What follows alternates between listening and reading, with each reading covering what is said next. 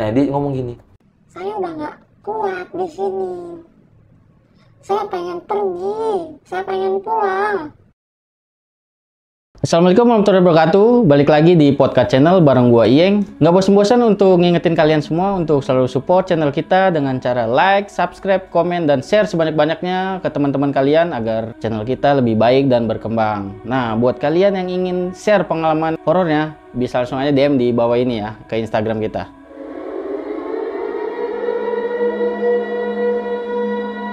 Oke, di episode kali ini gue udah kedatangan Bang Hardi nih yang akan bercerita tentang almarhum bokapnya yang mengalami teror saat kerja di proyek. Gimana kisahnya? Ini dia.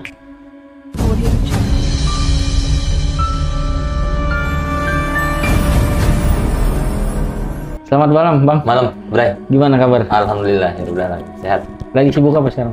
Ya biasa sih kerja ya. Kerja, Biasa, oke. Seperti biasa. Kayaknya nggak usah perlu lama-lama nih, soalnya teman-teman di rumah pasti udah penasaran nih gimana cerita lu nih. Ya udah, langsung dimulai aja. Oke. Ya sebelumnya thank you banget nih Bray. Udah diundang ke podcast channel ya. Iya. Yang alhamdulillah akhirnya gue pribadi bisa meluapkan cerita yang kejadian ataupun kisah nyata yang gue alami pribadi, dan akhirnya dari kisah tersebut gue dan keluarga harus kehilangan sosok orang yang kita cintai. Ya, jadi langsung aja nih ke perjalanannya ya. Oke. Jadi gue punya cerita almarhum bokap ya. Itu kan almarhum bokap gue salah satu figur yang memang kita hormati, Betul. kita cintai gitu kan. Dari keluarga juga salah satu tulang punggung di keluarga. Nah, memang bokap gue ini pekerjaan selalu merantau. Jarang ada di rumah. Itu kalau di rumah pun paling lebaran aja sih ya. Lebaran, jadi setiap kerjanya tuh pernah ke Sumatera, ke Kalimantan, itu kan tuh daerah Jawa, pokoknya di luar daerah Bogor, karena kan rumah gue di Bogor kan. Oke. Jadi memang kerjanya selalu merantau keluar kota, dan beliau tuh punya salah satu apa ya, kalau gue bilang tuh bukan hobi sih. Hobinya unik gitu, hobinya unik. Jadi dia tuh selalu cerita ketika dia merantau tuh selalu orang yang pertama kali dia cari itu guru spiritual. Wih, itu udah pasti tuh. Setiap dia datang ke satu tempat, pasti dia cerita, Bapak dapat tempat di sini. Dan alhamdulillah, Bapak ditemuin sama orang yang pinter dalam hal agama. Itu udah pasti. Dia nggak nyari kontrakan yang gimana, dia nggak nyari tempat yang buat tempat tinggal dia nyaman, itu dia nggak. Pasti yang pertama dia cari adalah orang yang memahami tentang ilmu agama ataupun masalah spiritual. Karena mungkin dia punya prinsip atau dia punya pemikiran, kita orang lapangan, ya. Kita orang lapangan yang akan nantinya berhubungan dengan orang baru, gitu kan, orang yang asli di situ, otomatis kan, ya kita harus punya pegangan ya, pegangan dalam arti nasihat. Betul. Orang tua kedua lah ya. Betul, nasihat yang dia bisa ngasih tahu dan dia bisa menasihati. Daerah sini tuh sifatnya seperti ini loh orang-orang. Di daerah sini tuh adatnya seperti ini. Nah, itulah yang salah satu menjadi ikon ciri khas bokap gue tuh seperti itu. Jadi tujuannya itulah ya. Tujuannya itu. Jadi di sini gue menceritakan, ya kalau dibilang kisah nyata, kisah horor buat keluarga kita. Ya, karena horor dalam arti kita juga nggak sadar dan kita nggak memahami. Masa iya sih? Dan sampai detik ini pun kita masih bertanya-tanya gitu. Ya walaupun memang namanya ajal sudah menjadi takdir. Betul. Ya, kita nggak pernah tahu takdir kita kapan datang gitu kan. Cuman karena ada sabab dan musabab yang akhirnya malam ini gue berani menceritakan kisah nyata ini. Suatu terhormat sih untuk podcast udah bisa nyatain di sini. Jadi kita mulai aja ya. Jadi pertama itu background bokap gue tuh sering banget merantau keluar kota gitu kan, sering banget, jarang pulang paling setahun sekali, ketemu sama anak sama istrinya.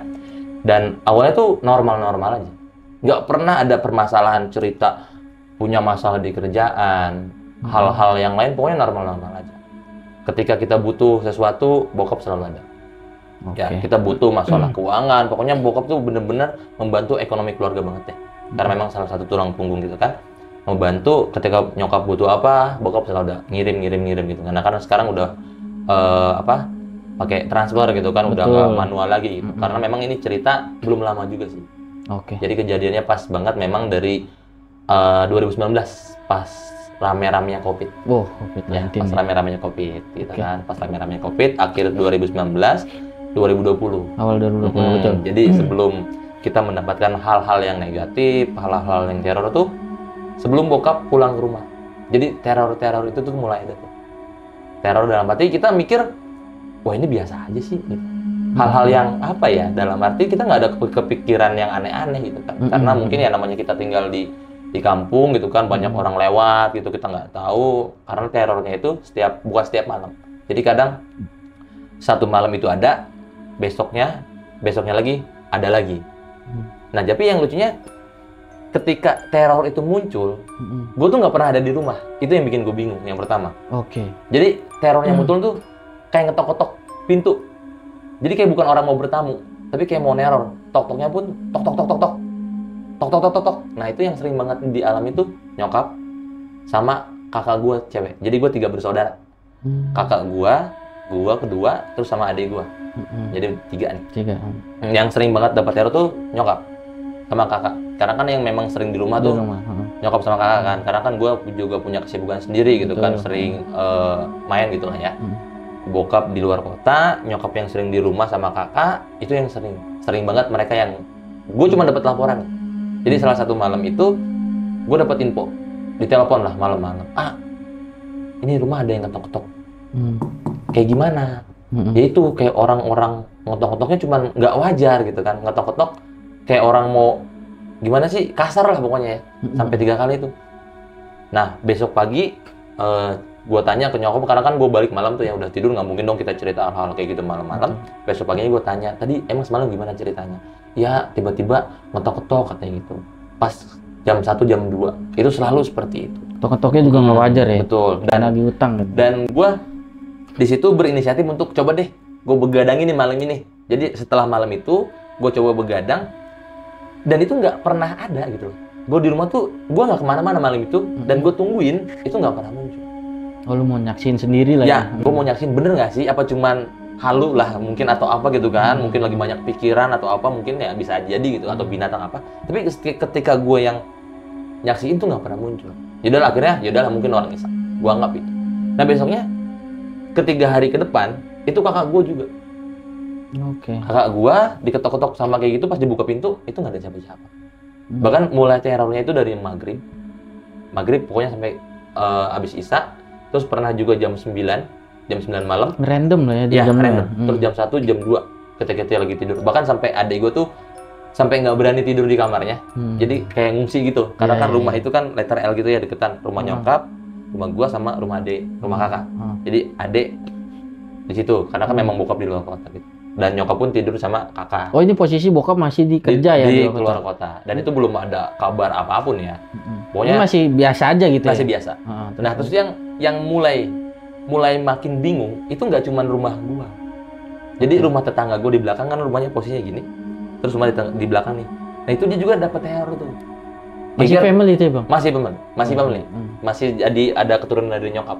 Oh, oke. Nah, mulai rame nih di kampung nih, gitu kan. Di-share di grup gitu kan, anak pernah nggak sih ngalamin gitu kan. Nah, ternyata nggak ada nih.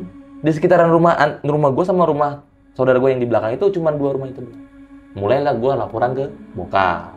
Karena udah mulai nggak wajar nih, takutnya ada apa-apa. Karena kan ya sedikit lebihnya bokap paham masalah seperti itu. Karena yang tadi awal gue ceritain, ya beliau punya hobi yang unik ya. Iya, betul. Gitu ya, masalah-masalah spiritual dia apa. Akhirnya dia nyaranin, pokoknya kalau memang besok-besok lagi ada yang ngetok-ketok lagi, udah nggak usah dibuka pintunya.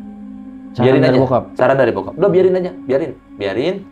Nggak usah diapa-apain sampai dia hilang sendiri. Akhirnya kita dapat nasihat seperti itu, ya udah kita tenang. Ya singkat cerita biasa, bokap pulang lah. Pas waktu itu pas di awal 2020 ya. Nah, terornya itu di akhir-akhir 2019, bokap pulang di awal 2020 pas banget Covid banget. Gue masih ingat bokap pulang turun dari taksi, kita sempat pakai disinfektan. Oh iya. Ya, karena dulu kan lagi musimnya kita masih ini ya, khawatir betul. dari luar kota gitu kan. Betul. Untungnya bokap juga masih bisa pulang nih, gitu kan. Nah, dari situ bokap udah nggak bisa berangkat lagi ke luar kota. Karena Covid.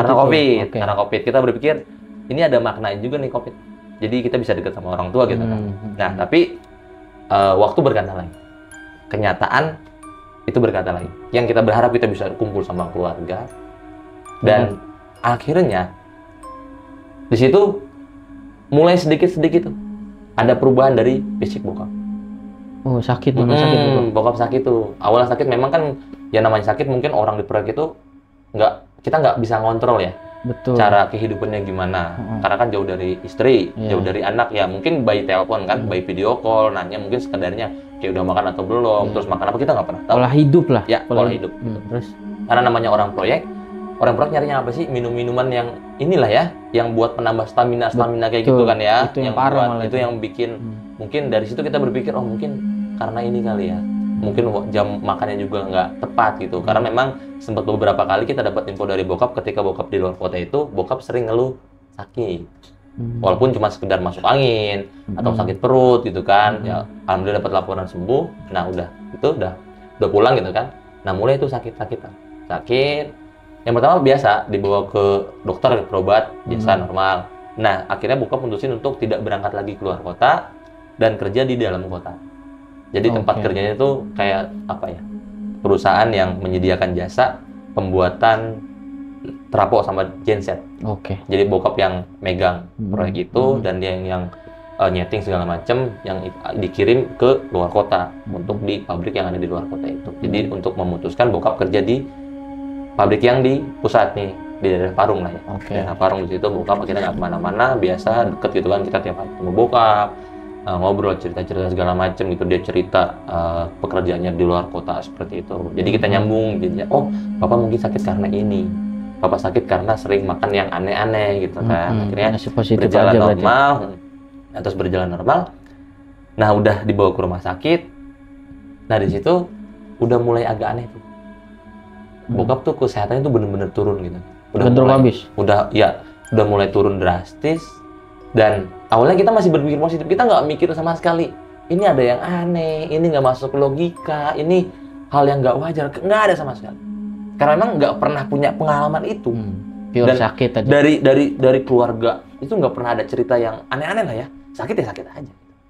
Nah, mungkin karena yang kita tinggal di kampung ya, ada tetangga yang peduli gitu kan. Betul. Yang nanya-nanya lu sakit apa gitu, teman-temannya kan mana pergaulan bokap gitu kan. Nanyalah, ada salah satu tetangga kita tuh yang datang ke rumah, dia nanya gitu. Ini kayaknya lu udah sering bolak-balik ke rumah sakit nih gitu kan. Nah, dia menyarankan untuk pengobatan alternatif. Pengobatan alternatif, coba deh, kita coba karena kan udah pakai hal-hal yang udah obat gitu kan, terus udah diurut juga gitu kan, karena awalnya itu sebelum ketahuan yang parah, karena kan bokap divonisnya sakit liver ya, jadi dokter sakit liver, jadi ada pembengkakan hati deh kalau nggak salah menurut ilmu kedokteran gitu kan. Akhirnya coba deh dibawa ke pengobatan alternatif gitu kan. Nah, di situ udah mulai tuh, dan harusnya ya ini pendapat gue gitu, harusnya hal-hal seperti itu tuh nggak perlu diceritakan gitu.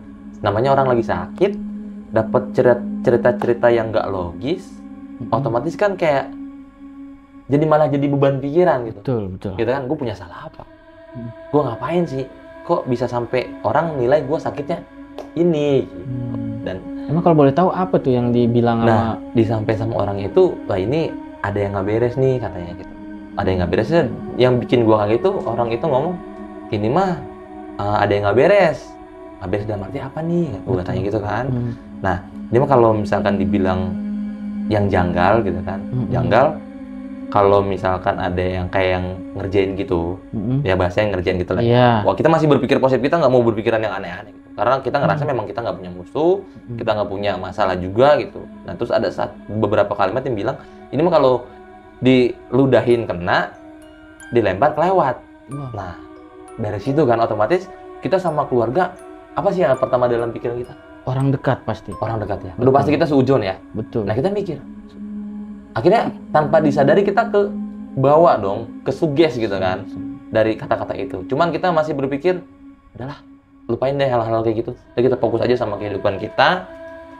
Cuman gimana ya? Kita mau fokus sama kehidupan kita, tapi kita ngeliat keluarga kita sendiri. Betul. Gitu kan? Jadi yang tadinya kita mau ngilangin yang negatif, malah jadi kepikiran. Karena kita melihat realnya.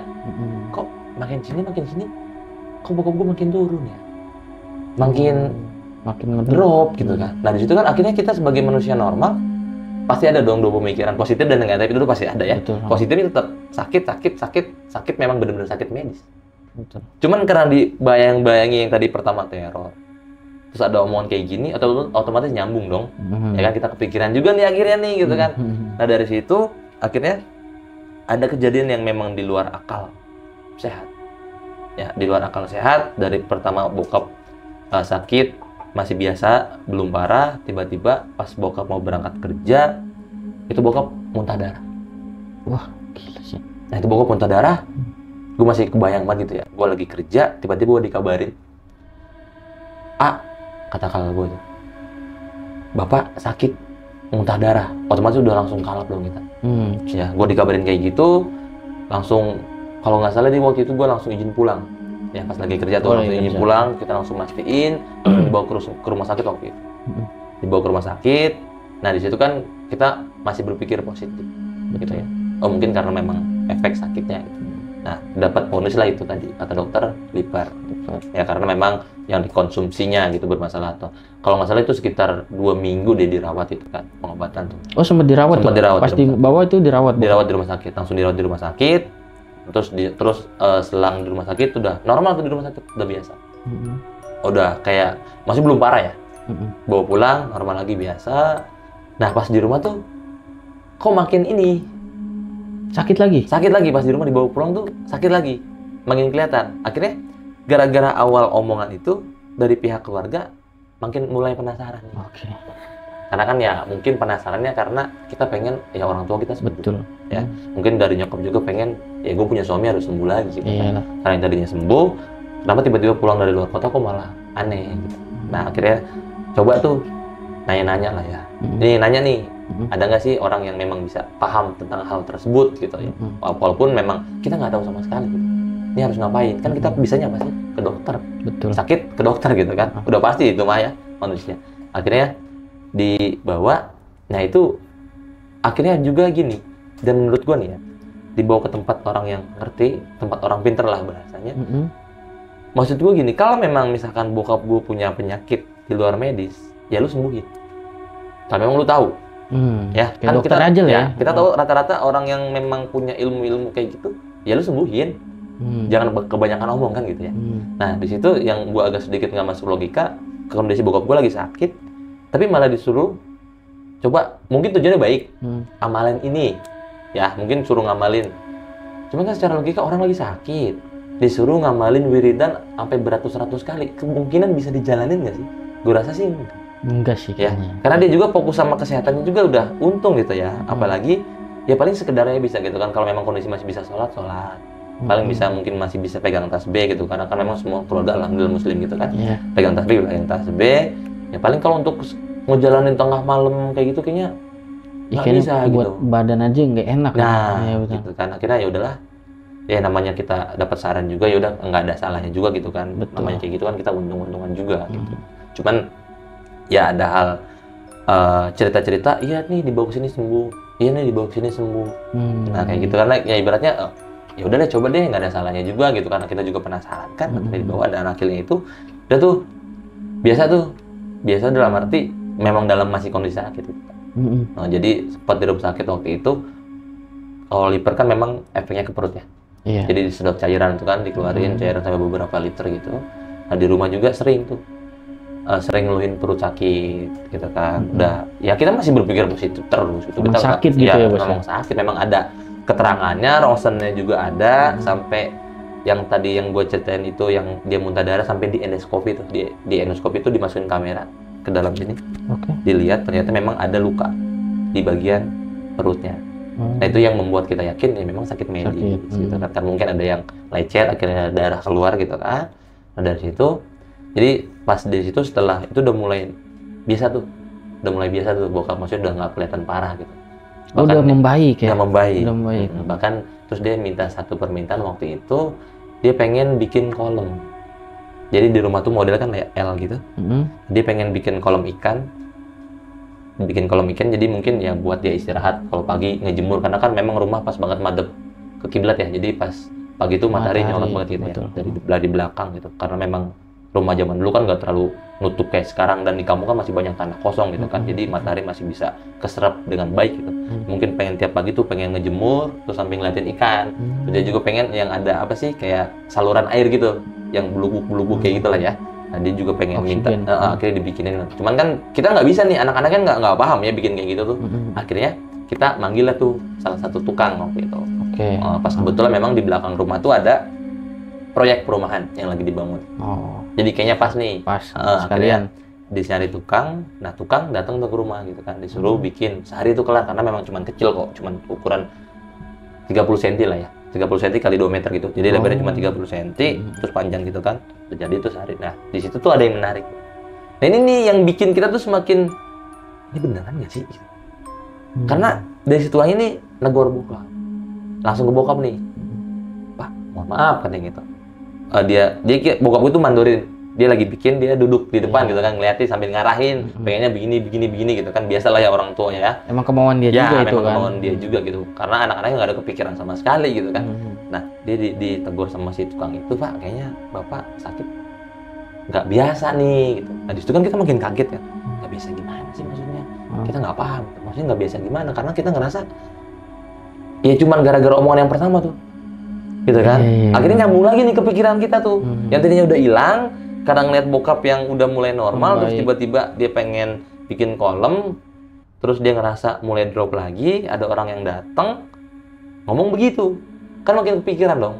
Jadi kita mikirnya gini ya, mungkin bokap makin drop cuma karena pikiran nih, omongan-omongan yang aneh gitu kan, omongan yang negatif gitu. Nah udah gitu dia bilang, Bapak kalau memang mau dilihat, saya punya guru katanya gitu. Karena kebetulan kan memang bokap turunan dari sana ya, dari Cirebon, terus orang tukang juga memang dari Cirebon tuh. Ketemu lah ya, ketemu lah mungkin ya. Kayak itu mah sealiran lah gitu ya, satu frekuensi. Mungkin ngerasa kayak ada yang sama nih gitu. Jadi kayak misalkan, oh ini harus ditolongin nih gitu kan. Kita sering tuh ya, kita ngeliat orang tuh, betul. kita iba gitu sama orang gitu kan, serap gitu. Nah kayaknya dia ngomong tuh kayak, Bapak beda nih sakitnya. Akhirnya karena mungkin bokap, ya silakan aja kalau memang mau bantu nolong ya silakan, kita nggak nolak. Akhirnya janjian waktu itu, saya punya guru katanya. Saya punya guru, orang mana gitu kalau nggak salah orang, tapi gurunya orang Jawa bukan orang Cirebon. Nah, jadi dia punya guru, datang gurunya setelah 1 hari atau 2 hari gitu ya, gue lupa waktu itu. Janjian langsung. Janjian tuh datang, dan datang itu udah datang pas memang gue ada di rumah, karena memang gue diminta untuk libur waktu itu kan. Gue di rumah, kita tunggu tuh datang habis maghrib bang.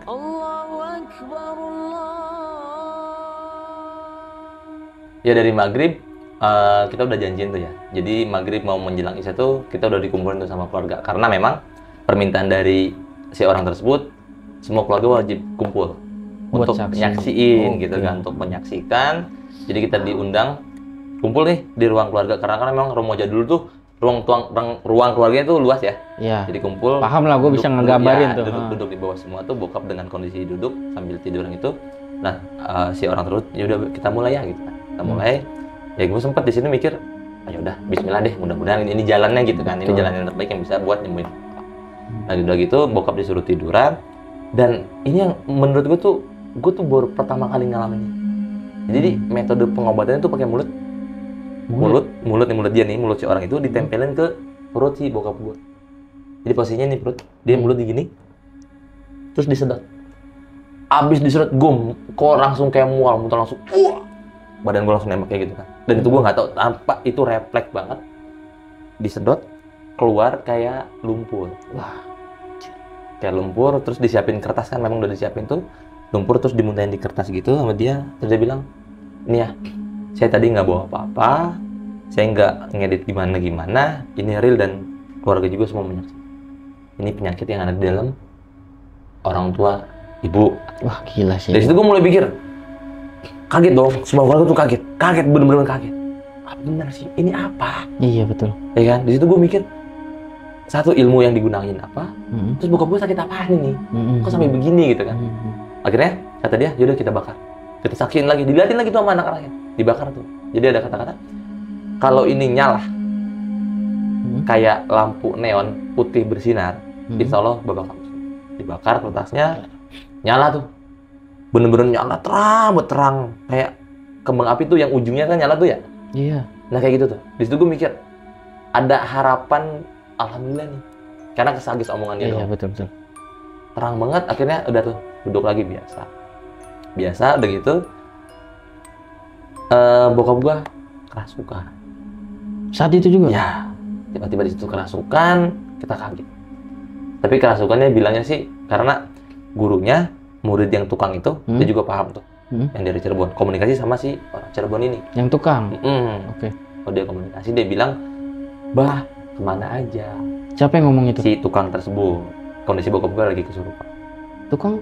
Si tukang itu karena memang dia ngerti lah ya. Oh. Dia paham juga mungkin. Oke. Karena kan dia bisa ngeliat juga gitu. Bah ngomong, "Bah, kemana aja?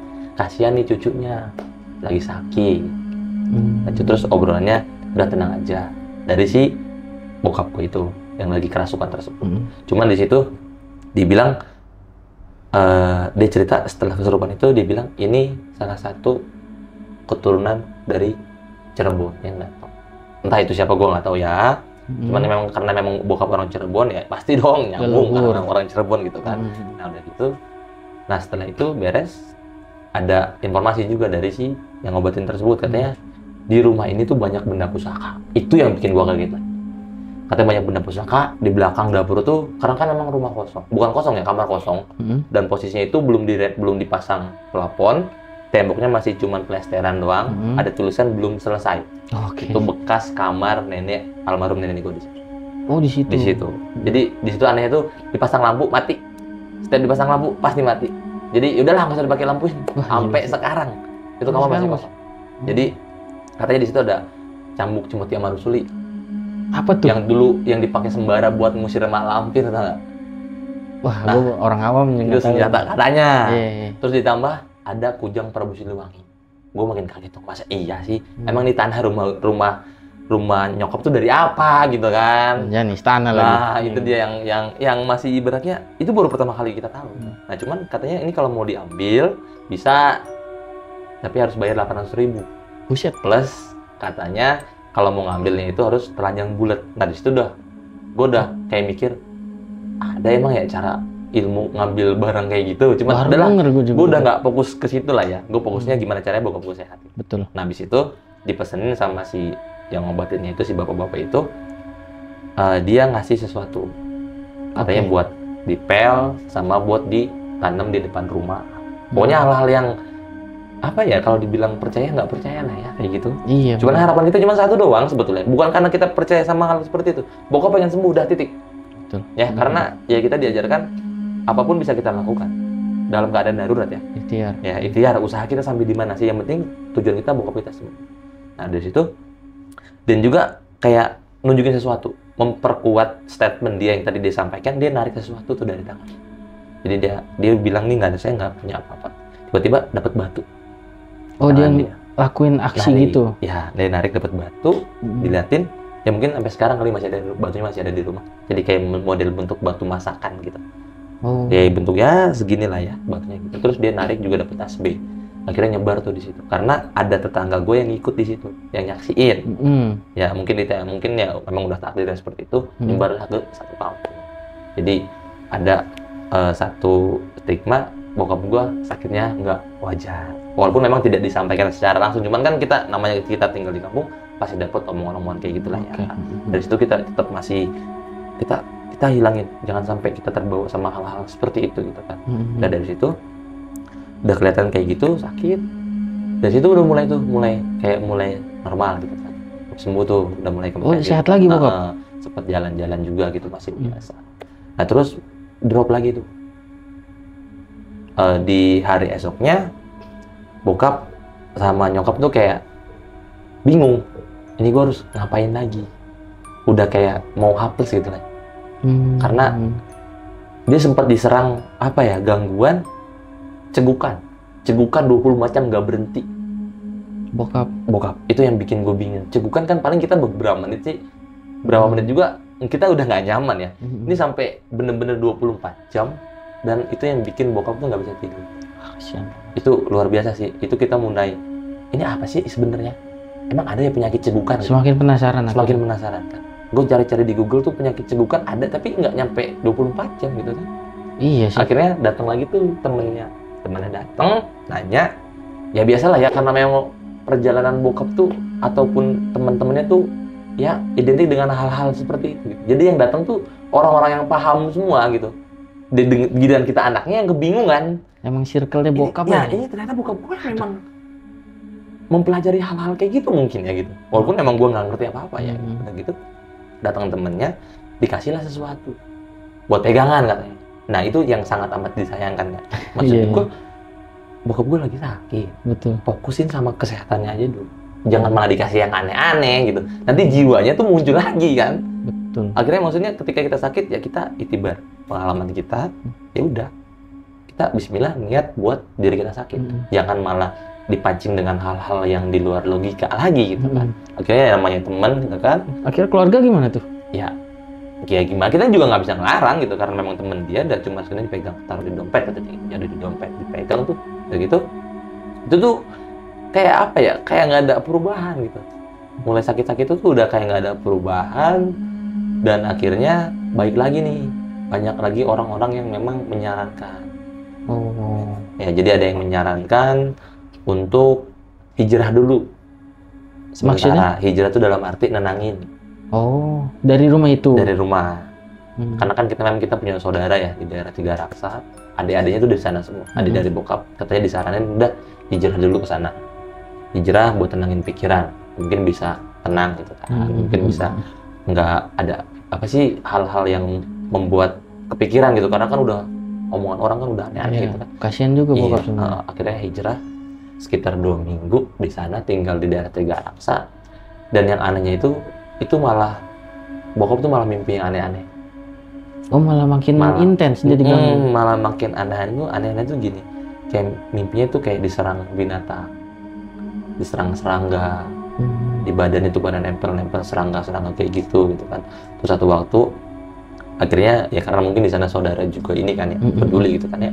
Terus diajak juga tuh ke orang yang mungkin paham kayak gitu. Berobat lagi lagi. Gua dapat kabar bokap di Tiga Raksa ya. Karena pas tadi memang suruh hijrah gitu kan. Ada amanat ataupun pesan dari keluarga gitu, suruh menenangkan diri dulu gitu ke Tiga Raksa. Terus tiba-tiba di sana kita dapat kabar dari keluarga yang sana, adik-adik karena kan saudara memang semuanya di Tiga Raksa. Adik-adik bokap semuanya di Tiga Raksa. Dapat kabar suruh katanya kondisi bokap sesak. Panik dong kita. Malam-malam gua sama adik gua, kakak gua akhirnya langsung nyiapin mobil untuk berangkatlah ke sana buat memastikan gitu kan, karena kan kita khawatir gitu. Jauh, udah lama nggak ketemu, sekitar semingguan gitu nggak ketemu. Kita ke sana ngeliat alhamdulillah masih diberikan keselamatan. Dan gue dapat cerita katanya di sana tuh selama bokap di sana tuh semakin meyakinkan nih pemikiran kita sama kakak gue tuh, gue sama adik gue tuh cerita dari bokap semakin kayak kok makin gak wajar ya. Dia mimpi yang tadi gue ceritain kan, datengin binatang, terus katanya diteror sama kalajengking apalah segala macam kayak gitu gitulah. Namanya orang sakit ya, kadang kan ya kita juga lagi sakit dapat mimpi yang aneh-aneh mulu gitu kan. Ya gue masih berpikir positif gitu karena mungkin faktor kesehatan juga, pikiran juga gitu kan. Akhirnya di sana juga memang keluarga nggak tinggal diam, jadi memang dibawa berobat juga kan tadi.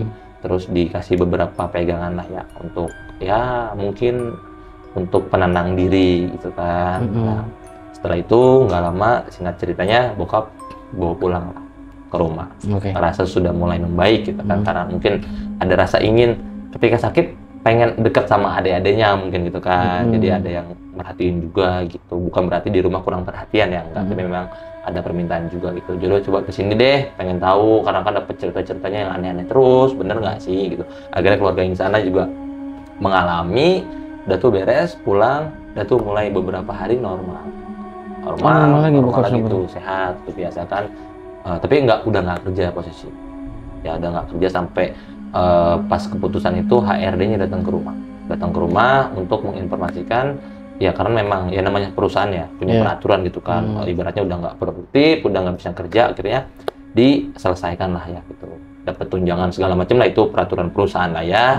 Dengan baik alhamdulillah gitu, maksudnya masih diberikan tunjangan gitu untuk biaya pengobatan gitu. Juga saya juga mengucapkan terima kasih banget gitu kan, masih perusahaannya masih benar-benar aware dan peduli gitu.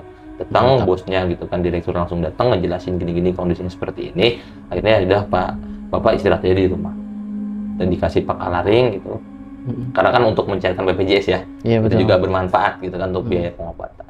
Nah udah gitu, ada gue mencoba untuk inisiatif akhirnya Karena kan selama ini gue bukan berarti nggak peduli, tapi karena berpikir ini masih normal, masih sakit ya memang medis gitu kan. Gue nggak mau sok-sokan ke keluarga tuh kayak langsung kalau misalnya gue tiba-tiba ngedatengin orang pintar ntar makin kepikiran gitu kan. Kasian Jadi gue ngikutin aja apa yang diinginkan keluarga dulu deh gitu kan.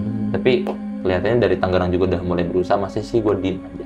Akhirnya gue punya kenalan teman kerja gue sih kalau itu. Teman kerja gue datang ke rumah, karena teman gue juga memang paham ya hal-hal seperti itu, datang ke rumah dengan ya setiap orang punya metode masing-masingnya. Datang ke rumah, dilihat kondisinya, ngobrol tuh, bokap masih bisa cerita-cerita tuh. Dia cerita pengalaman hidup dia. Dia juga pernah bilang, iya saya juga pernah ngobatin orang.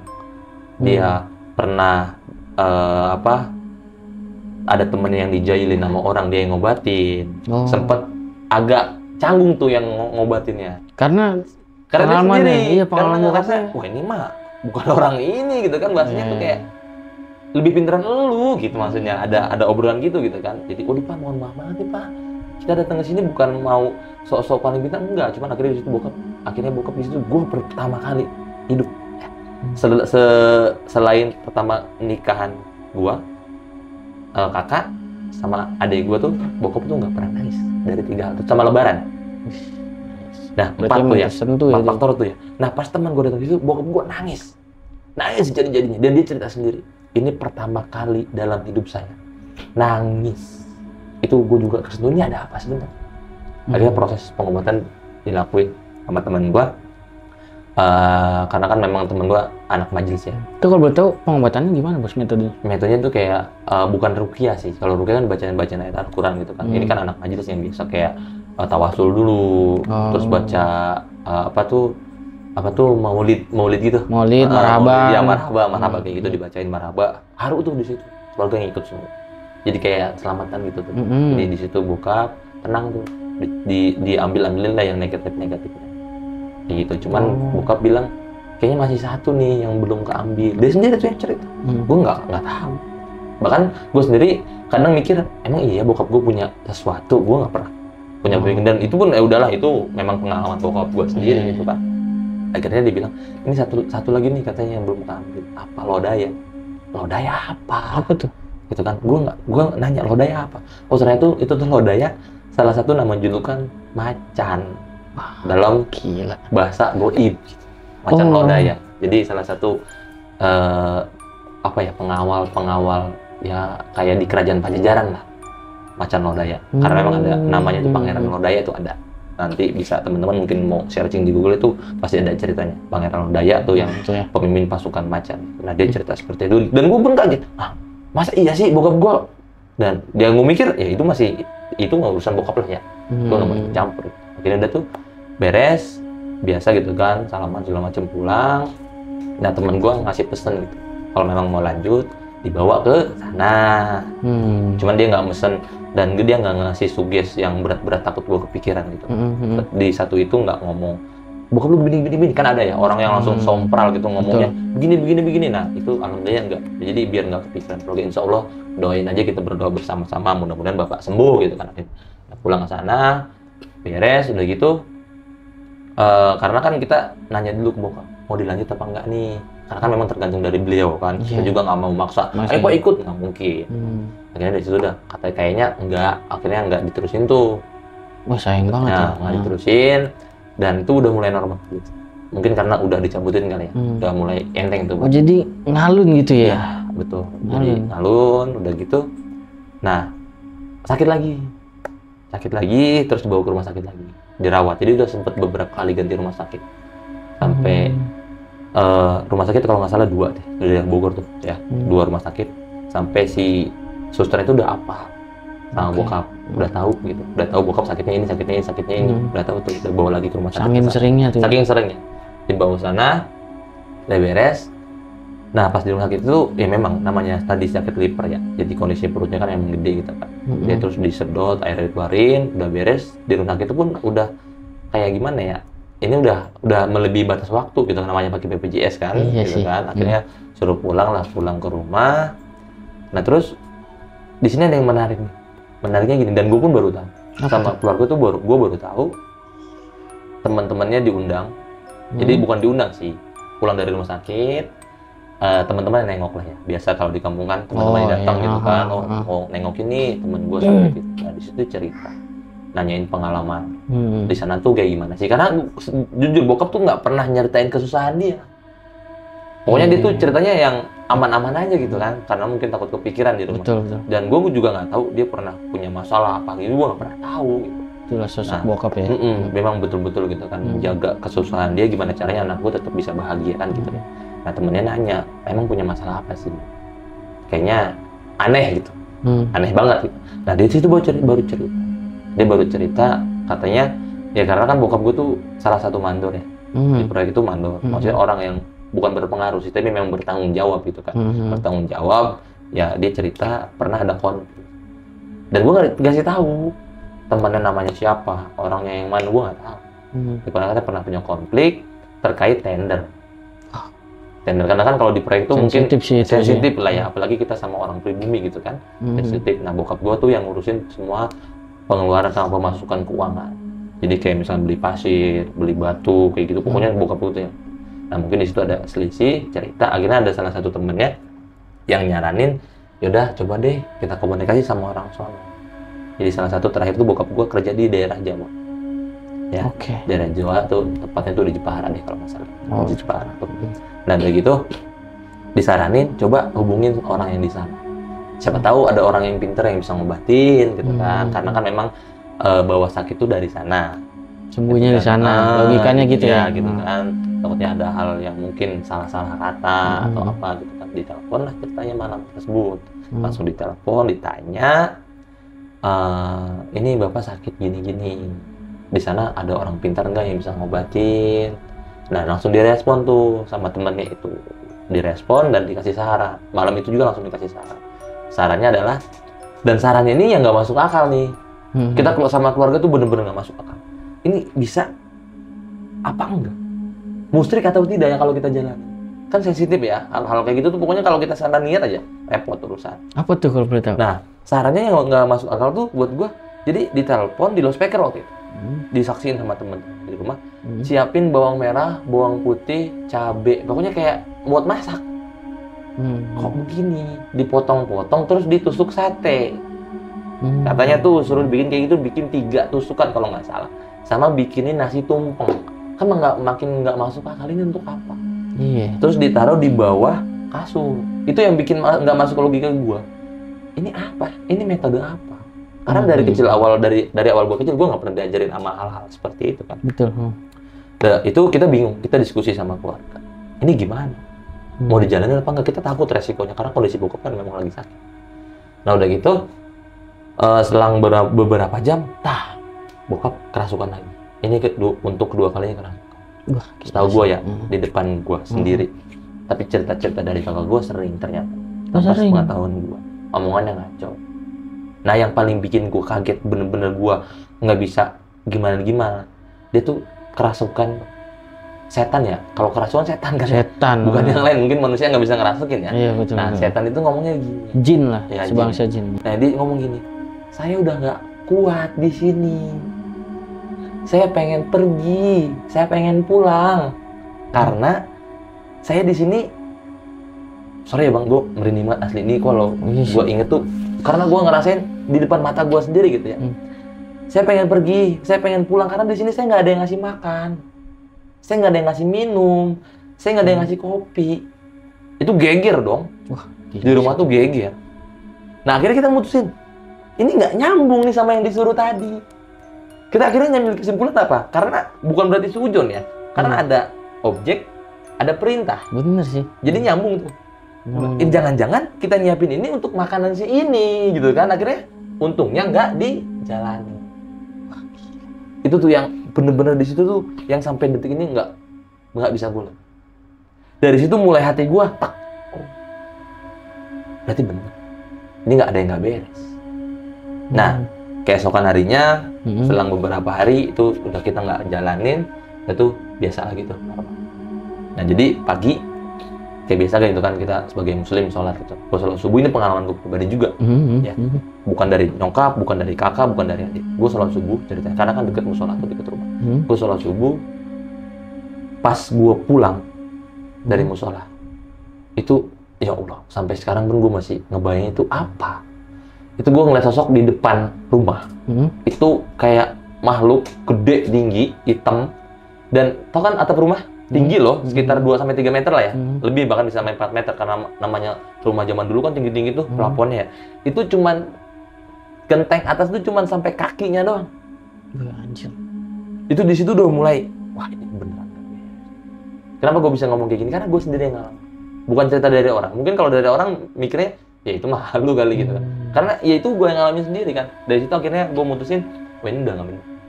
Ini udah nggak beres. Akhirnya hati gue tersentuh. Ya gue punya salah satu, ya bisa dibilang guru lah ya. Bisa dibilang guru. Akhirnya gue minta tolong. Gue datang ke rumahnya, gue cerita begini. Dan guru gue, alhamdulillah mau ngebantuin. Jadi alhamdulillah guru gue mau ngebantuin, dia ngasih saran, yaudah kita datang ke rumah, kita lihat dulu kondisinya seperti apa. Karena kan mungkin dia paham lah ya. Betul. Melihat kondisi bokap, datang silaturahmi, belum mulai tuh pengobatannya. Nah besok malamnya dia bilang kita istiqomahin 3 malam. Kita mulai dari jam 12 sampai subuh. Ya, jadi baca sholawat sama zikir gitu. Nah, dia yang ngejalanin tuh. Malam pertama nggak ada apa-apa, aman, masih normal tuh. Jadi setelah dibacain sholawat, bacain zikir, bokap dimandiin. Pakai air ya? Pakai air biasa, kayak biasa dimandiin. Yang diganjiin gitu. itu? Air bacaan sholawat itu. Malam pertama berjalan dengan baik. Kata guru gua, besok kalau misalnya bokap mau makan, berarti ada perubahan. Alhamdulillah tuh. Bisa makan normal, nafsu lagi tuh, karena kan selama ini memang udah nggak nafsu makan gitu, udah nggak mau, maksudnya beda gitu kan, nafsu makannya itu udah susah gitu, seketemunya doang gitu, paling makan roti yang lembek-lembek gitu kan, buah. Nah malam kedua sama gitu. Nah di malam ketiga nih bang, ini malam ketiga gua lagi nih yang bener-bener ngalamin sendiri, bukan cerita dari keluarga gua. Jadi di malam ketiga itu kondisi bokap pas sekitar jam 12 sampai jam 1 range waktunya tuh. Jadi bokap tuh akhir-akhir itu, di hari-hari itu gangguannya tuh di atas jam 12 malam terus. Yang akhirnya orang-orang bisa tidur nyenyak, bokap malah kebangun. Dan sampai pagi nggak pernah mau tidur. Kasihan kan ya. Kasihan. Gue sebagai anak juga, ya akhirnya ya masa sih kita tidur nyenyak, bokap kondisi seperti itu kan nggak mungkin kan. Ya kan akhirnya gitu, udah beres gitu. Nah pas di malam ketiga nih, yang kata guru gua 3 hari 3 malam itu, nah gua disuruh bantuin untuk zikir. Lu bantuin gua, kan? Gua di depan, guru gua di dalam kamar, gua di depan samping bokap, gua sambil zikir. Dan kondisi bokap itu kayak sesek lagi tuh, kayak waktu di Tangerang, sesek napas, kaget dong. Gua buka pintu kamar guru ini gini, udah nggak apa, kita berdoa aja, dan lu lanjutin zikir. Ada nyokap, ada kakak di situ. Gue sambil zikir itu sampai sekarang pun gue nggak percaya. Gue bisa ngalamin itu dalam keadaan sadar dan tidak sadar. Namanya kita zikir kan ya, kadang ketiduran mungkin ya, atau kita merem, kita nggak sadar gitu kan. Nah dalam kondisi zikir itu gue ngerasain, gue tuh kayak mimpi, dibilang mimpi, tapi posisi gue duduk. Jadi di dalam gambaran penglihatan gue tuh yang gue rasain, gue ngeliat satu pohon, di situ pohonnya tuh kayak banyak apa ya, kayak pocong gelantungan. Anjas. Itu kata gue, ini apa? Pocong Gelantungan. Kayak diketali di sekeliling pohon, kayak pohon rambutan gitu lah. Kayak gantungan pocong itu di kan pohon tiap rambutan ranting. kan bentuknya bulat gitu ya, kayak pohon beringin gitu ya. Nah terus ada satu yang bener-bener kontras sama di gue, itu ada satu boneka yang digantung di situ, tapi dalam keadaan lehernya tuh diikat. Akhirnya kan gue sugesnya, apa karena ini bokap gue sesak napas? Dalam hati tuh. Penting gua. Ya, dalam hati apa karena ini?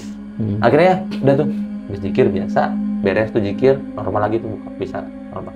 Karena memang udah 3 hari begadang gitu kan. Gue capek lah, gue ketiduran. Nah, gue pas azan subuh gue kebangun. Jadi sebelum kebangun itu gue dapetin hal yang bener-bener di luar nalar. Jadi sebelum kebangun, gue dibangunin sama hal itu. Iya. Nah, hal ini tuh ada suara, dia bilang gini, liatin aja sama lu ya. Itu belum seberapa yang gue kirim. Ada satu lagi yang bakalan gue kirim. Itu, mohon maaf ya bang, pocong hitam, apa ya bahasanya tuh kayak bleg gitu di depan muka gue tuh. Astagfirullahaladzim, gue langsung kebangun dari situ. Jelas bang mukanya. Jelas banget. Pernah nggak ngeliat pocong hitamnya? Belum sih hitam gua. gosong, tapi jangan sampai lah ya. Jangan sampai sih. Maksudnya di Google gitu yang lihatnya itu, masa astagfirullahaladzim, gue kebangun kaget dari situ gue cerita ke dia, mah, tapi gue nggak cerita ke bokap kan, takutnya kepikiran. Pas subuh tuh bangun di situ, ini apa? Ini apa? Itu maksud perkataan yang lu denger itu Ya, berarti. dia ngomong begitu. Dari pas, mungkin gini ya logikanya, gue nggak datangin guru gue, dia nggak terima, gitu kan? Gue nggak, karena ada hal yang aneh, gue datengin guru gue, terus si makhluk itu mungkin nggak terima nih. Karena kan gue yang berperan di situ. Betul. Gue Jadi lu nangin ini guru ganggu ya? gue ngituin dikit dan dia nampilin ke gue. Dari situ tuh, wah itu udah pikirnya udah gimana ya?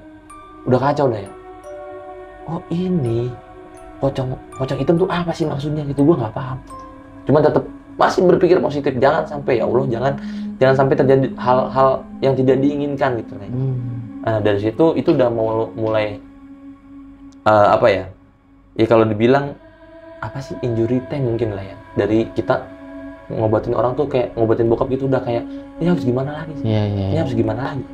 Nah akhirnya di situ juga adik gue tergugah, dapat arahan gitu, dapat saran juga. Selang beberapa minggu, kalau nggak salah ya beberapa minggu gitu kan, udah biasa tuh dalam, memang tiap hari kondisi udah sakit gitu kan, sakit sering gangguan, terus cegukannya juga mulai datang lagi. Tuh setelah gue mimpi itu, cegukannya mulai datang lagi, sampai datang bidan ke rumah tuh ngasih obat tidur, saking biar bisa tidur. Harus istirahat ya. Ya biar bisa istirahat, karena setiap jam 12 malam tuh pasti nggak bisa tidur.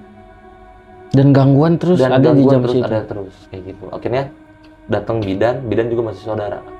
Dan itu obatnya tuh kecil, obatnya kecil, dan gue beli di apotek tuh nggak boleh, karena memang harus resep dokter, karena memang obatnya tinggi kan, apalagi kan memang kondisi bokap gue lagi drop gitu kan, takutnya malah berbahaya. Datanglah bidan dikasih, akhirnya bisa tidur tuh. Jadi tiap malam dikasih obat tidur biar istirahat gitu, maksudnya tujuannya biar istirahat gitu kan. Nah akhirnya adik gue dapat arahan, didatengin lagi lah ceritanya orang yang bisa obati gitu. Jadi udah banyak banget tuh ya, kalau bisa dihitung bisa lebih dari 6 kali lah. Ya adik gue dapat arahan ya, dapat arahan untuk coba deh, kita coba ya, siapa tahu mungkin bokap bisa sembuh gitu kan. Karena udah berkali-kali kita udah berusaha juga, nanya medis juga udah, terus apalagi yang harus kita lakukan. Akhirnya berembuk adik, kakak, terus gua sama nyokap ngobrol gimana nih tanpa sepengetahuan bokap. Kita ngobrol di ruang tamu, tapi ada syarat-syaratnya, ada biayanya lah kita. Nah, ada biayanya sekian, cuman gue bilang mahar itu biasanya. Ya biasanya mahar. Dan gue bilang ya udah, kalau memang lo yakin lanjut. Karena ya kita pahamnya gini, kemanapun kita pergi berobat ya, sekalipun kita ketemu ulama paling sakti di dunia, kalau kita nggak yakin itu nggak akan bisa. Betul. Gitu kan. Jadi kembali lagi ke keyakinan kita. Jadi sebelum itu kita yakin dulu, satu keluarga yakinin dulu, Bismillah, niat lillahi ta'ala gitu kan. Tujuannya satu doang, biar bokap sembuh. Akhirnya udah lo sepakat. Keesokan harinya ditentuin kan, janjian kan, kalau kayak gitu kan biasanya janjian. Kalau nggak salah tuh kalau kesana tuh harus waktu itu siang, itu 3 kali kalau siang dulu dibawa ke sana dicek. Nah besokannya suruh datang habis maghrib, ke sana. Dan itu waktu itu gue nyaksiin juga kan. Apa tuh metode? Nah, beda lagi. Itu pokoknya setiap yang kita datengin, yang kita temuin macam-macam metodenya. Jadi kita bingung gitu, bingungnya gini, ini mau pakai cara apa lagi sih? Ya maka dari perut udah, wiridan udah, ngaji udah gitu kan, udah semua kita udah kita lakuin. Cuma tetap kita berusaha. Datang ke sana, kita udah kumpul loh. Jadi si orang kita udah ngumpulin pasukannya gitu kan, duduk, bokap tiduran, gua di samping bokap, adik gua, nyokap gua gitu kan, duduk kayak di ruang tamu kotak gitu, duduk, ditanya-tanya dulu, dicek satu-satu. Nah yang lucu nih, ini gua masih nemuin hal yang unik, aneh, unik, dan masa iya sih? Jadi metodenya kayak apa sih bahasanya, mediasi. Oh jadi masukin ke orang. Gitu ya? Nah ditunjuk adik gua, nyokap, kakak, aman tuh. Nah pas gue berhenti, itu yang bikin gue kaget. Apa jangan-jangan sumber penyakitnya dari gue gitu kan? Gue sempat mikir kayak gitu kan. Gue ngerasa bersalah kalau emang bener-bener dari situ kan. Kaki gue gemeter tuh. Ini kan kondisinya sila ya, sila. Itu gemeter, dipegang sama bapaknya, diam. Dia nunjuk ke tangan. Nih kayak gini, tangan gue pakai cincin. Waktu itu gue pakai cincin sebelah kanan gitu. Warna merah, cincin yang sering gue pakai. Dia nunjuk ke cincin. Kenapa sama cincin saya? Coba sini dulu. kita buang ya jangan lah, gue bilang ini kan gue beli, masa mau dibuang gitu. Bukan cincin yang dibuang katanya. Tapi dalamannya, oh emang apa? Kan gue nggak tahu ya, gue nggak paham masalah kayak gitu. Emang tapi lu nggak tahu? Gue nggak tahu. Bahkan ya karena bagus gitu kan, ya udah gue pakai aja gitu. Karena memang gue beli juga gitu kan. Nah dia tuh dipegang, kasihin. Ini mau kita buktiin nggak? Apa yang mau dibuktiin? Gue bilang, gue kan lagi fokus sama bokap gue, maksud gue gitu kan. Jangan fokus ke hal yang lain. Cuman kan mungkin orang pintar itu menyambungkan dengan hal yang di sekitarnya, aura-aura negatif mungkin ya, yang mengakibatkan jadi apa ya, mengganggu konsentrasi dari bokap gitu. Akhirnya kalau bahasa analogi itu si goib yang ada di cincin nih dimasukin ke orang, dan tuh sengamuk ini, kayak orang wah kayak macan gitu. Ini gimana bang, mau dibuang nggak? Yaudah buang aja kalau emang jelek gitu kan. Tuh beres proses itu, bokap diobatin. Nah bokap diobatin, ada mediasi yang kesurupan. Oke. Ini yang menarik lagi nih. Kesurupan lagi nih. Kesurupan. Dia bilang, tenang aja. Bapak kamu pasti sembuh. Seneng dong. Dapat omongan-omongan kayak gitu. Pokoknya ada orang yang doain, kita pasti seneng lah ya. Itu kita. Ini yang dimediasi ngomong gitu. Dimediasi. Berarti jin dong otomatis. Ya walau-walau entah itu pasti jin lah ya. Jin dia ngomong kayak gitu. Tenang aja bapak kamu pasti sembuh. Nah udah beres. Tapi itu jin ya? Jin. Dan dia ngaku katanya kakek dari turunan si Rebon sana. Dia menisbatkan diri dia tuh, si jin tersebut katanya nih, gua leluhur lu dari Cirebon, lu gak usah khawatir. Gue penasaran, siapa sih sebenarnya? Nah besoknya suruh datang lagi ke sana. Biasa, mungkin udah bersih lah ya, udah nggak ada aura negatif lagi. Nah ending pas mau ngobatin bokap gue nanya ke si abahnya, kan panggilannya abah. Bah, kan kemarin ngomongnya begini, saya boleh nggak komunikasi sama kakek saya yang kemarin? Saya pengen nanya. Alhamdulillah disetujuin. Diboleh. Ya walaupun entah itu siapa, gua nggak paham lah ya, kita nggak tahu. Tapi balik lagi itu jin ya. Itu jin. Masukin mediasi lagi, masuklah ngobrol, ketawa dia. Gimana sih? Ya kayak gitu, ketawa gitu. Badan gua kan gemeter tuh ya. Habis itu ketawa, gua makin penasaran siapa ini dalam hati. Sampai gua nggak berani natap gitu kan. Gua cuma nanya, bah, Hardi mau nanya. Kalau memang bener, gue cuma pengen mastiin gitu, nggak ada tujuan apa-apa. Kalau emang bener abah dari leluhur Cirebon, siapa bin ini. Nah di situ lu tes tuh. Nah itu gue tes, maksudnya gue pengen tahu memvalidasi bener nggak sih, gitu kan? Kalau memang bener kan, maksudnya bisa dia tahu dong, gitu kan? Gue tanya jawabannya apa, dia nggak ngasih tahu. Dia cuma jawab gini, saya nggak mau ngasih tahu kamu. Kalau saya kasih tahu kamu sekarang, kamu bakal jadi orang yang sombong. Dah. Itulah balik lagi jin yang bisa menyerupai siapa aja. Betul. Jadi gue nggak kejebak di situ kan. Nggak kejebak dalam arti nggak mempercayai 100%. Ya itu mah udahlah. Gue anggap ya lu nggak bisa ngejelasin secara valid gitu maksudnya. Kalau memang lu bisa ngejelasin Hardi bin ini, ya kemungkinan ya walaupun dari goib ya. Kalau memang selaras gitu, ya kemungkinan benar. Gitu. Cuman karena dia nggak mau ngomongin entah itu pesannya apa ke gue, ya udah gue anggap ya udahlah gue tutup. Udah nggak penasaran, yang penting balik lagi fokus ke kesehatan bokap gitu kan. Dan beres tuh ya sepanjang jalan gue mikir di situ, ini apa sih sebenarnya gitu. Mikir udah balik beres tuh, perubahan ada sedikit bokap tuh. Mahar juga udah dikasih gitu kan, perubahan udah sedikit, udah mulai normal biasa gitu kan. Tapi kondisi di situ bokap sangat benar-benar udah memperhatinkan, udah ibaratnya kalau kata orang tuh udah tinggal tulang doang. Kondisi bokap saat itu dalam kondisi kurus, terus perutnya memang ya maaf ya, kayak memang kondisinya liper gitu. Iya benar. Terus kurus gitu, akhirnya udah gue biasa kerja normal biasa. Nah ada satu waktu gue berangkat ke Tangerang, ada keperluan lah ya, gue nginep di rumah kakak ipar waktu itu. Gue nginep di sana baru sehari. Waktu itu kalau nggak salah gue mau menghadiri acara haul ya, waktu itu di daerah Pasar Kemis di sana. Gue ngaji kan, karena memang aktivitas gue kan itu. Jadi gue ngadirin ke sana. Nah pas gue mau, kan masih ada rencana tuh pulang hari Senin. Waktu itu hari Minggu kan. Nah gue dapat kabar lagi, dan itu kabar yang sangat amat mengejutkan dari kakak gue ngabarin, pulang, bapak muntah darah lagi. Dari situ tuh, astagfirullah, apa lagi ya Allah, udah lama aja gitu kan. Maksudnya ini kok nggak berhenti gitu. Ini apa? Kita udah kemana-mana, kita udah berobat ke dokter, kita udah berobat ke sini, itu nggak berhenti juga. Akhirnya gue langsung balik, nggak mikir panjang. Jadi bini gue naik Grab karena panik kan. gue naik motor biar cepat gue duluan gitu maksudnya. Karena kan kondisinya dadakan kan, gue belum prepare apa-apa. Balik beres gitu, sampai di rumah gue langsung ke rumah sakit, balik lagi ke rumah sakit. Oh, dibawa bokap ke rumah Dibawa sakit? ke rumah sakit, dibawa ke rumah sakit karena kan udah nggak bisa gimana ya, udahlah pakai medis aja lah gitu. Dan bawa lagi ke rumah sakit, takutnya ada luka gitu kan. Bener, Karena menurut penyakitnya ya. endoskopi dari dokter kan memang dimasukin kamera ke mulut tuh memang ada yang luka di dalam, dibawa lagi Radang. ke sana. Terus sekitar seminggu deh kalau nggak salah dirawat lagi, sampai gue berangkat kerja dari rumah sakit juga kan beberapa hari. Nah udah di sana di rumah sakit, nah itu udah dokter udah bingung. Tapi bokap sadar itu, Bang? Bokap masih sadar, bokap masih ngobrol, masih Kondisinya biasa. aja yang begitu. Kondisinya yang begitu. Bokap masih sadar, cuman kencing udah pakai ini alat bantu. Oh, kateter. Udah pakai alat bantu gitu.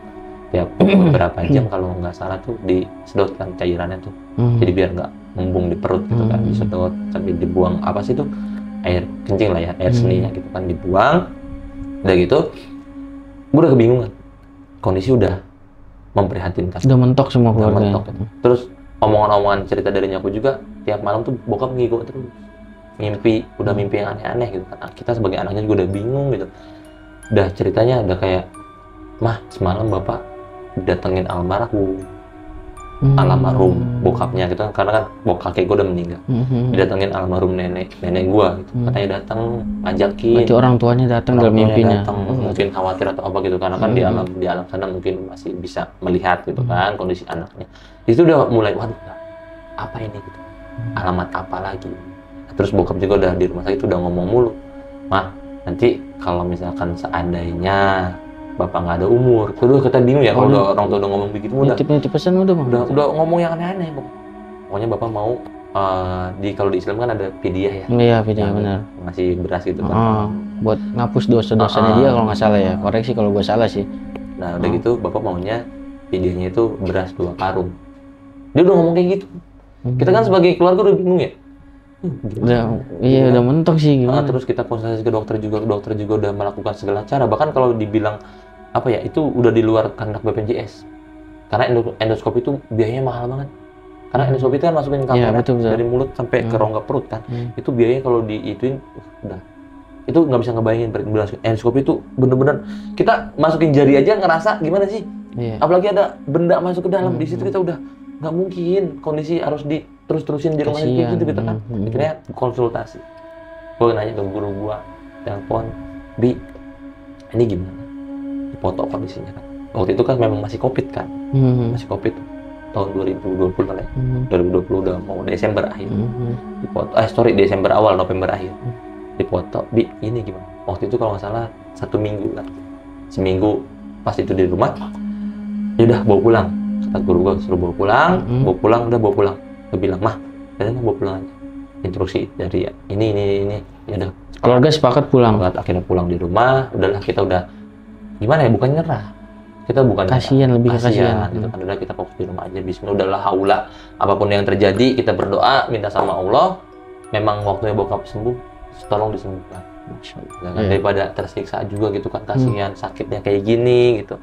Akhirnya kita sambil apa ya, masing-masing udah sambil merenung aja gitu masing-masing.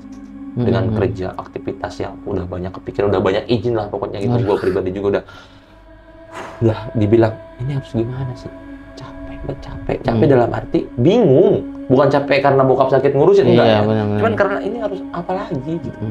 Udah gitu, nah pas gue lagi kerja, gue dikabarin aja, jadi 3 hari sebelum ini ya, bapak udah nggak bisa ngapa-ngapain. Dari situ kayaknya dunia runtuh, dunia rasa runtuh. Ini apa lagi ya Allah gitu kan? Ini langsung bapak udah nggak bisa ngapa-ngapain, udah nggak bisa makan, cuman matanya masih melek. Itu 3 hari tuh, udah tiap hari tuh udah ngambil cuti gitu, udah izin gua ngaji terus tiap hari, sih tetangga tiap hari bolak-balik nengokin, alhamdulillah gitu nengokin. Nah satu waktu itu udah punya feeling semua, udah keluarga udah kayaknya apa ya bahasanya tuh apa sih namanya, kita udah kedukaan gitu ya, tinggal kayak nunggu waktu gitu kan.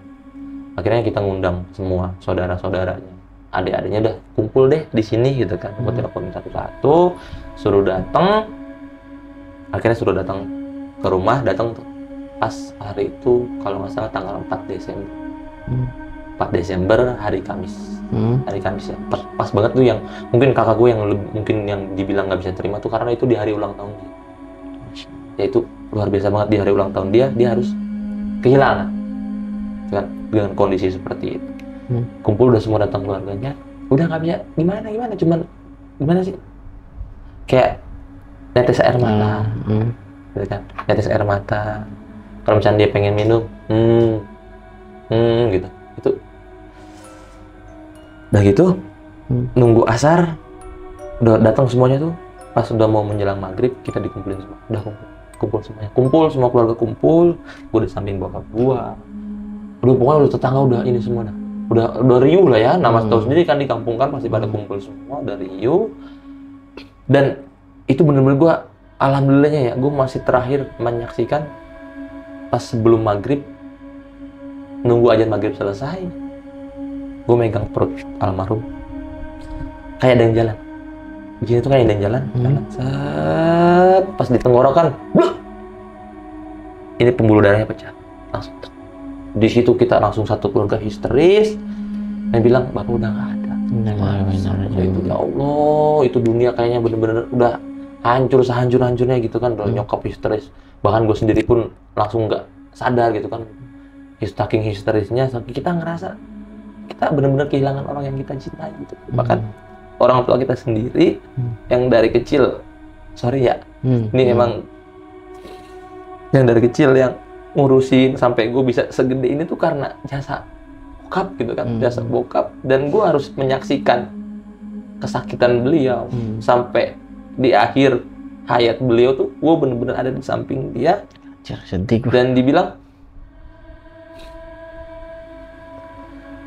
akhirnya di situ udah kita ikhlas. Gue dibawa ke kamar, tisu. Gue dibawa ke kamar, udah dibawa ke kamar gitu, nggak sadar gitu ya. Dan di situ gue yang suruh ngiket, kan kalau jenazah tuh kan diikat kaki sama kepala. Buat dia ngelurusin lah ya. Gue nggak sadar, di situ gue nanya ke orang-orang, ini bapak mau dibawa kemana? Bapak mau diapain gitu kan? Gue ngiket kakinya waktu itu, bapak mau dikemanain? Dan gue dikasih air, disadarin, dan akhirnya gue udah baru sadar, ternyata bapak udah nggak ada. Kacau sih.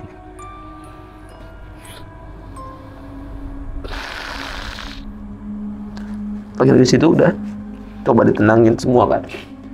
Alhamdulillah warga juga kan datang.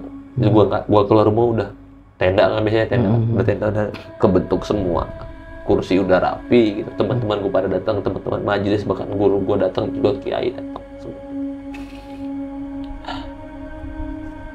Dari itu ya itulah yang gue bilang, yaitu dibilang cerita apa ya, horor ya, horor menurut gue gitu ya, karena gue yang ngalamin. Terus di sini juga ada dukanya juga, kan dukanya ya kita kehilangan sosok orang yang kita cintai. Ya itulah Bang Bray yang bisa gue tuangkin di podcast ini, yang alhamdulillah gue diberikan kesempatan untuk menceritakan. Jadi mungkin untuk teman-teman yang punya pengalaman yang sama, ya kita juga bisa ngambil pelajaran kan dari hal tersebut. Betul.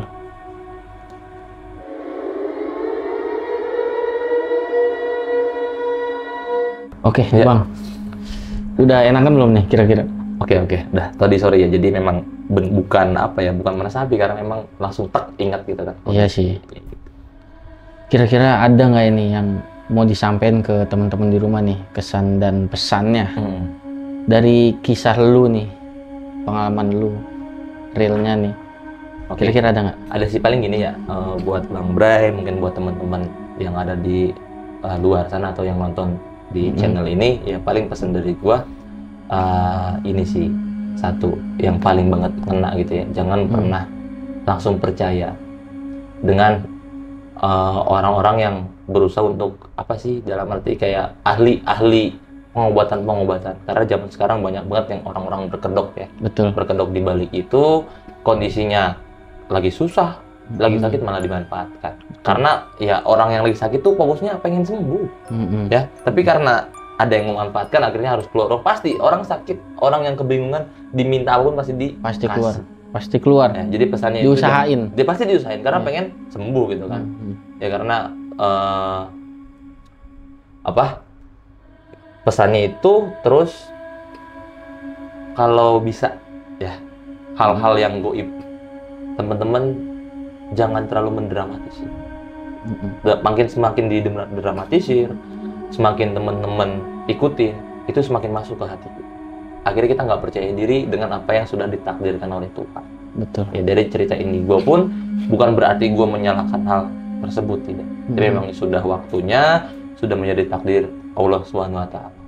Kayak gitu Bang Bray. Paling itu sih pesan-pesannya buat teman-teman. Intinya jangan sampai terbawa suasana dengan hal-hal yang di luar nalar manusia. Seperti itu. Oke, terima kasih banyak Bang Hardi.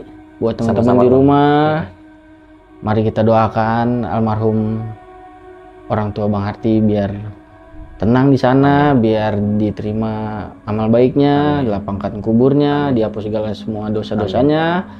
Mari kita doakan sama-sama dari sini dan di rumah agar almarhum lebih tenang lah ibaratnya. Ya, berdoa dimulai.